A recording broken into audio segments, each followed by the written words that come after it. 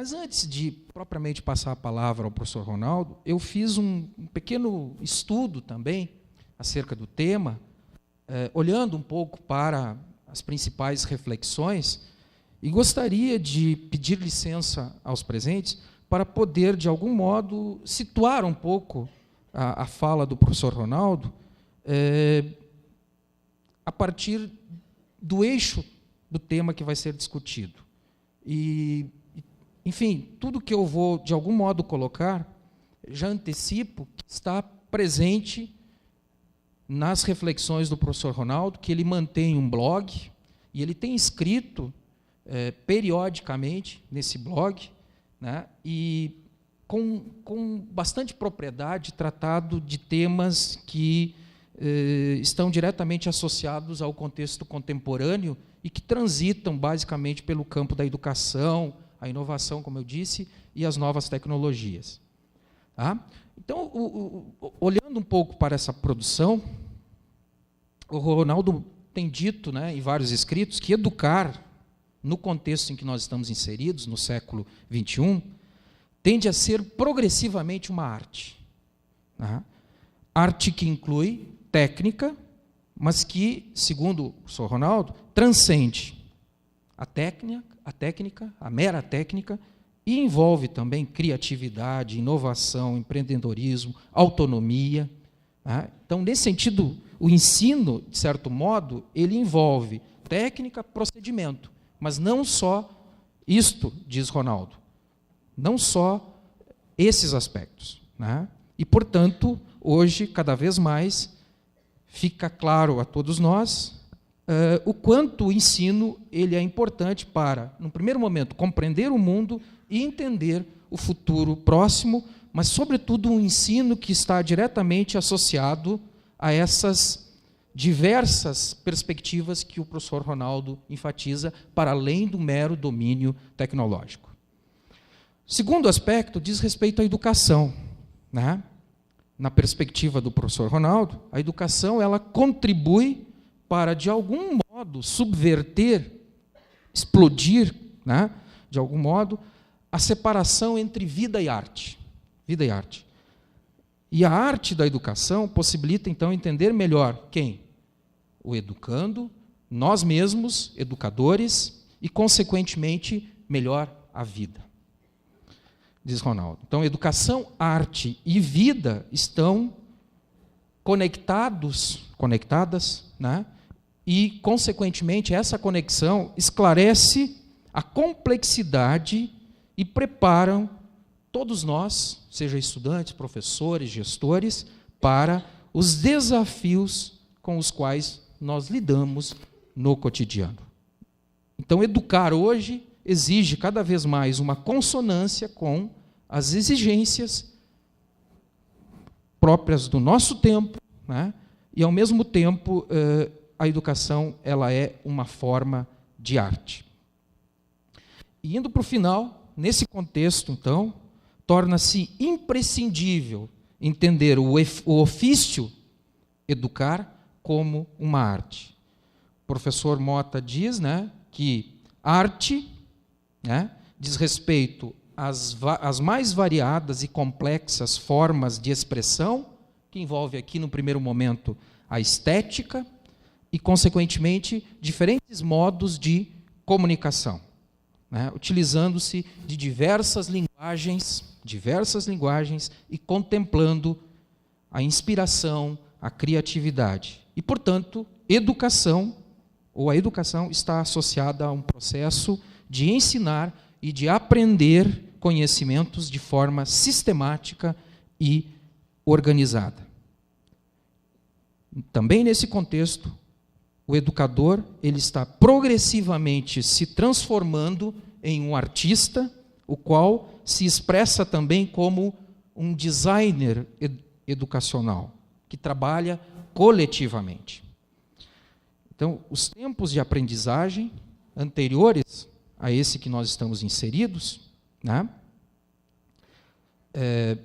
implicam uma necessidade de mudanças e, ao mesmo tempo, dispensam um pouco esse senso de limites, né, muitas vezes postos e no sentido de que nós podemos hoje aprender a qualquer hora, em qualquer lugar e ao longo de todo o tempo, obrigando cada vez mais nós conjugarmos educação com a própria vida de forma indissolúvel e indissociável.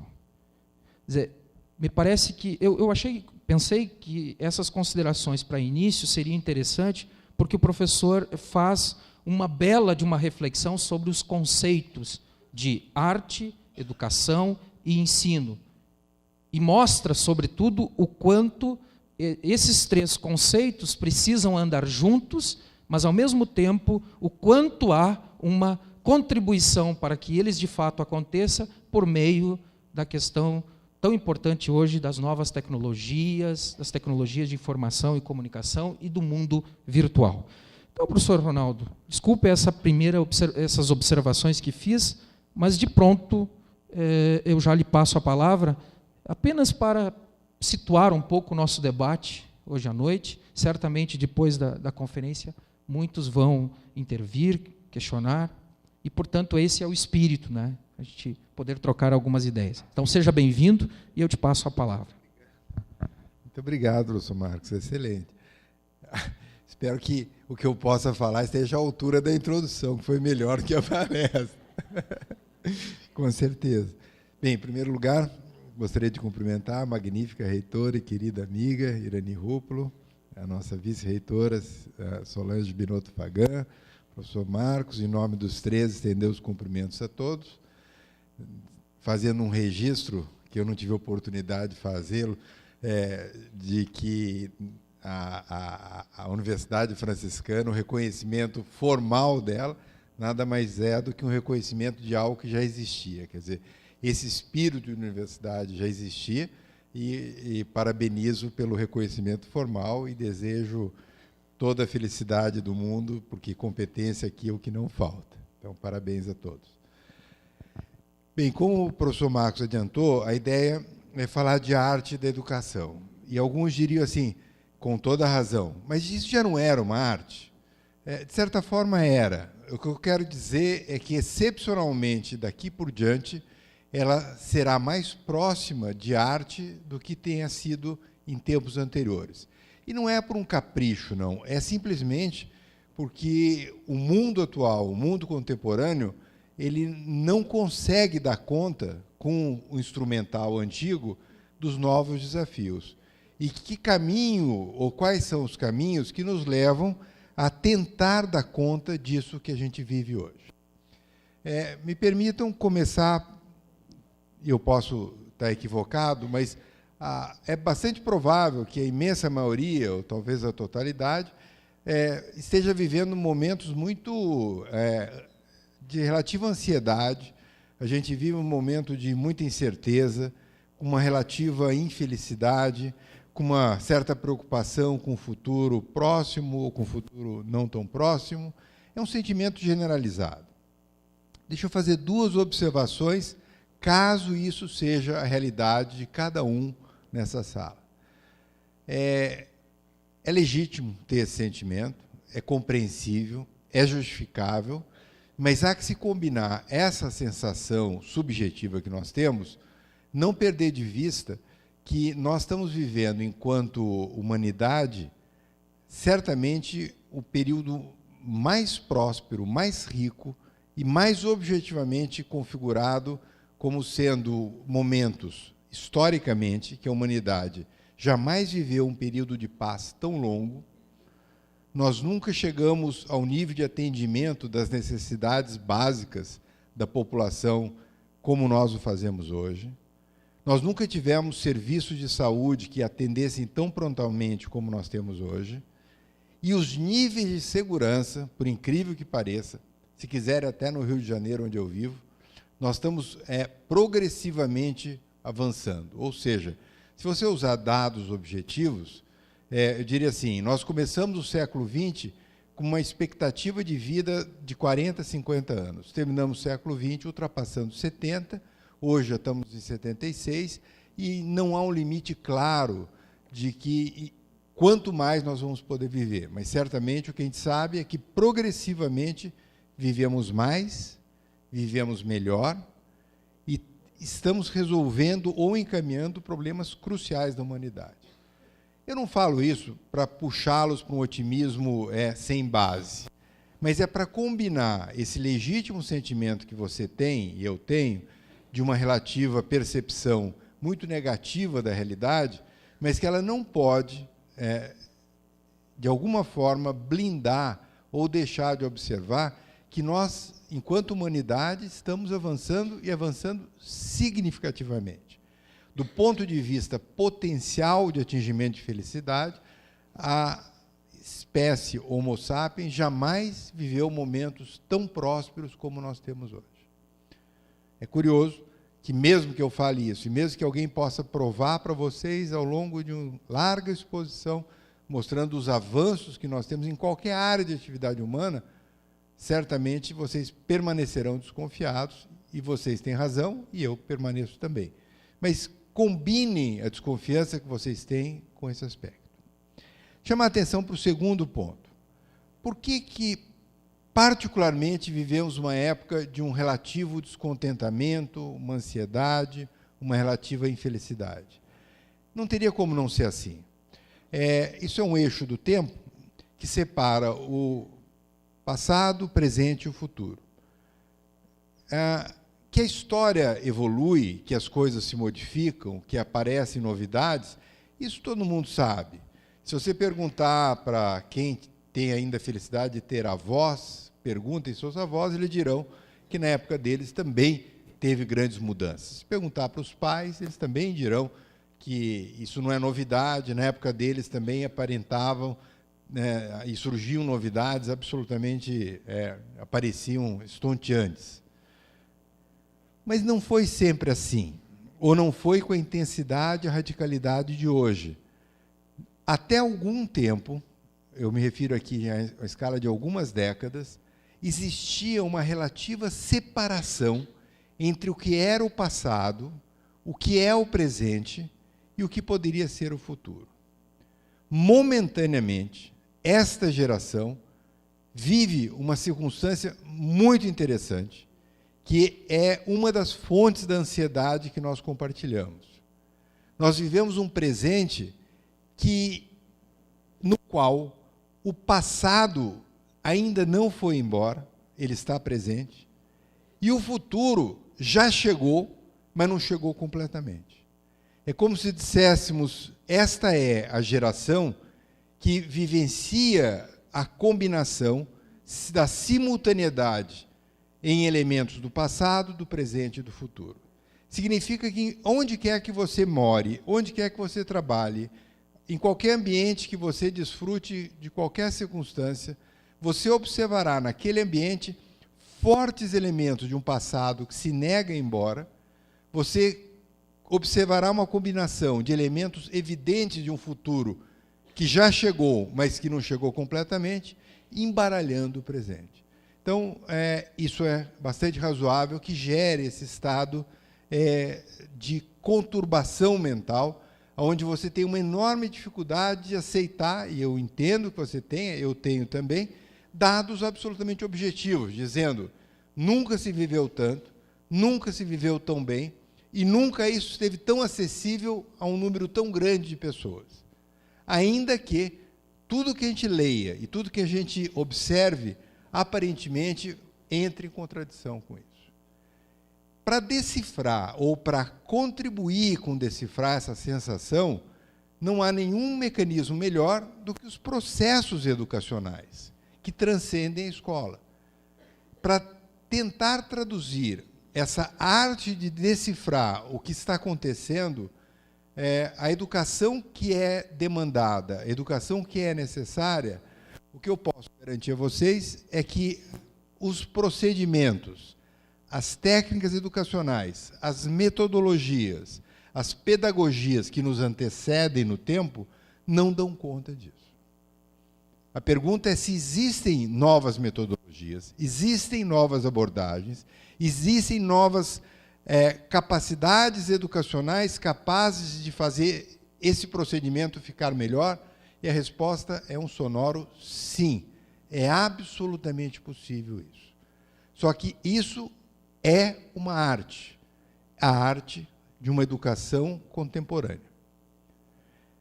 Eu diria que a primeira etapa para entrar nessa arte é fazer a seguinte pergunta. Nós vivemos uma era de mudança. Se não perceber isso, mas meu avô também disse que a era dele era de mudança. Daí você fala assim, não, mas a minha era é de muitas mudanças. Alguém diria para você, desconfiado, seu avô, dizendo assim, eu falo os avós dos mais jovens, né? Os pais dos menos jovens. Mas na minha época também era de muitas mudanças. Só tem uma resposta, é mais, é muito mais. Vivemos uma mudança de era. Qualquer interpretação que não seja perceber que estamos vivenciando uma mudança de era, será dificílimo interpretar o momento atual. Alguns diriam, mas não tem sempre mudando era por aí afora? Resposta: não. Educacionalmente, talvez a gente possa reduzir as mudanças de era educacionais em 3 momentos. Nós vivemos o terceiro. O primeiro momento, que eu adoro falar, mas prometo que não vou falar, senão não falo de outra coisa, é o nascimento da escola. A gente parte do princípio de que a escola sempre existiu. De alguma forma, atividades parecidas com a escola sempre existiram. Existem chamadas sociedades primitivas. Hoje ainda existem sociedades primitivas. Quem lê o jornal sabe que há um mês atrás foi localizado uma tribo indígena, né, que mantém um isolamento grande do resto do mundo e que ainda existe na Amazônia. E se você estudá-los, eles têm sua própria linguagem, seus hábitos, seus comportamentos. Eu não conheço os detalhes. O que eu sei é que esta sociedade primitiva, que foi entrado em contato há uns meses, eles têm rituais de passagem interessantíssimos. Os jovens aprendem com os mais velhos.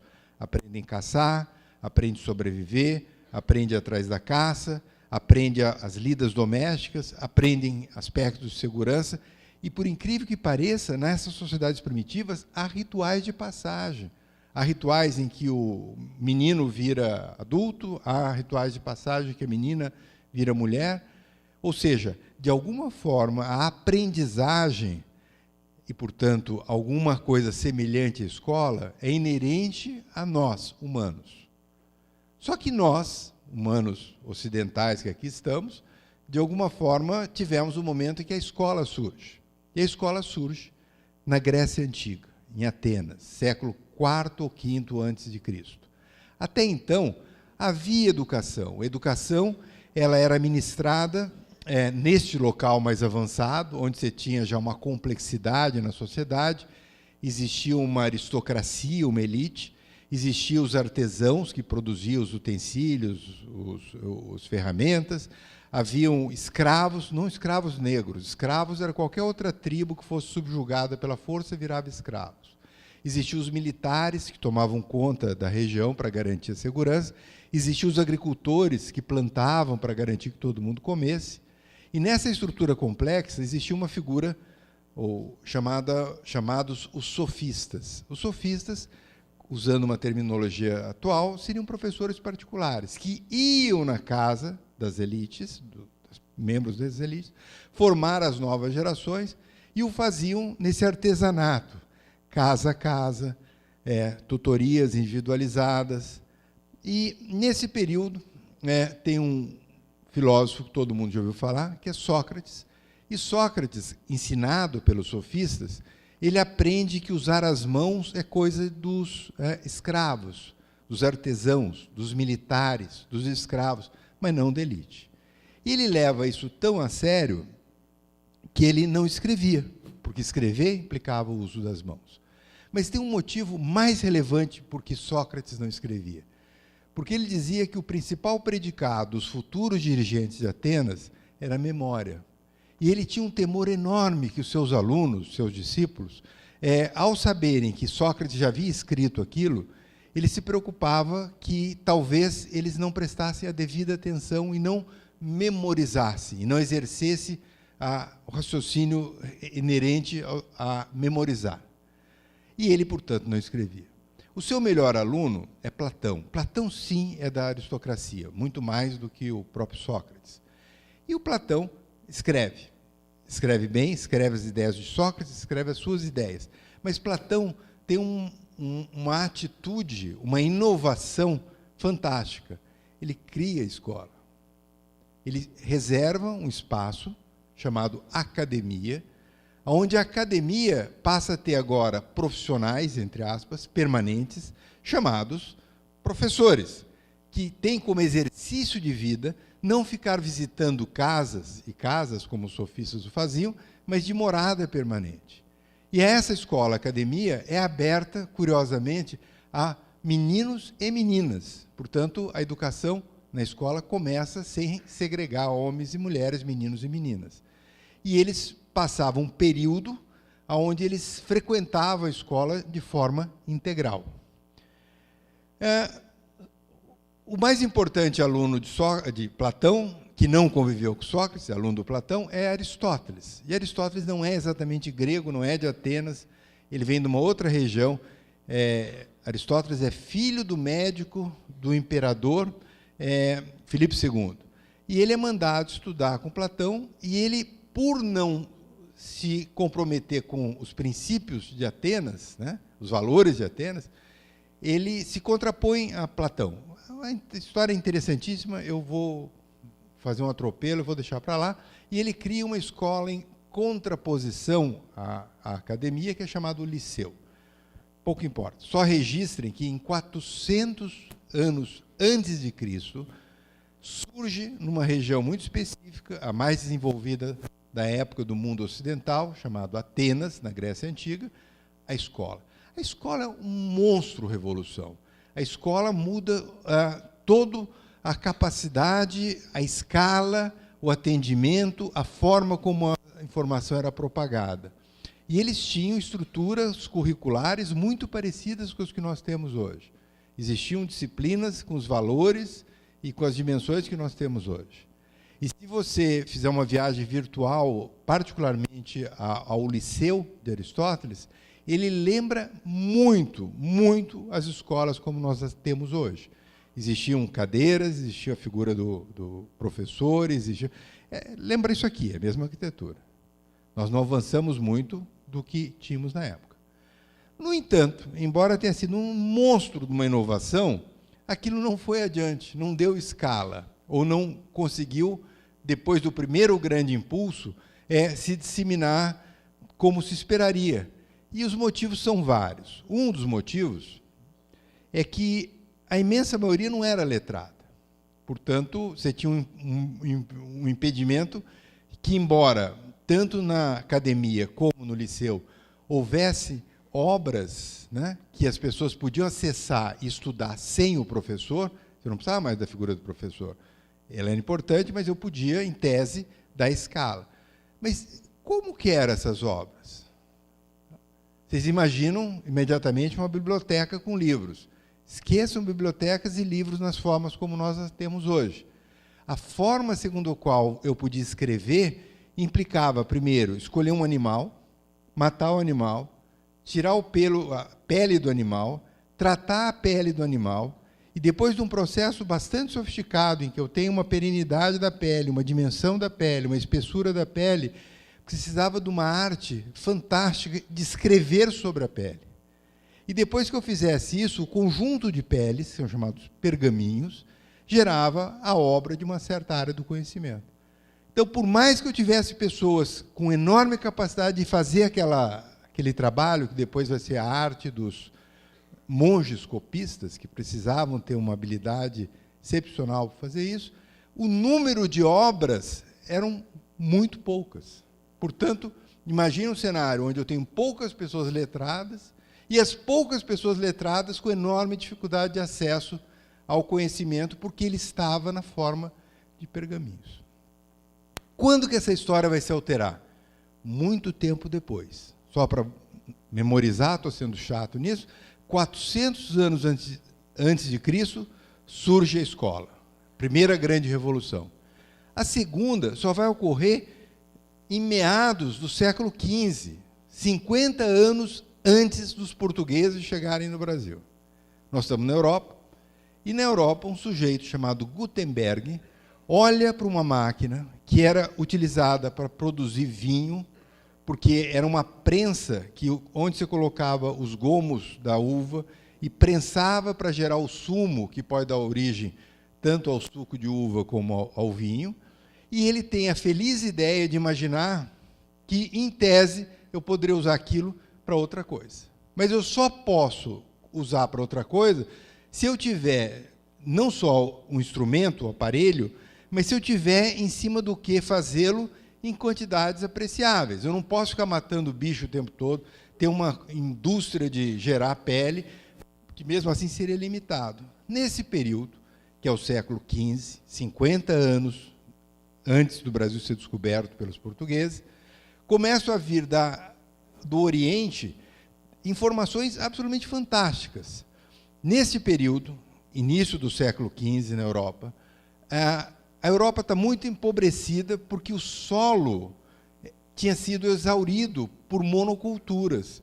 Durante muito tempo, os europeus, de uma maneira geral, haviam utilizado o solo de uma forma absolutamente irracional. Eles só sabiam plantar algumas coisas, plantavam no mesmo solo a mesma coisa, e havia uma crise enorme, inclusive de muita fome, muita pobreza, muita miséria, cidades permanentemente atacadas, vândalos, bárbaros.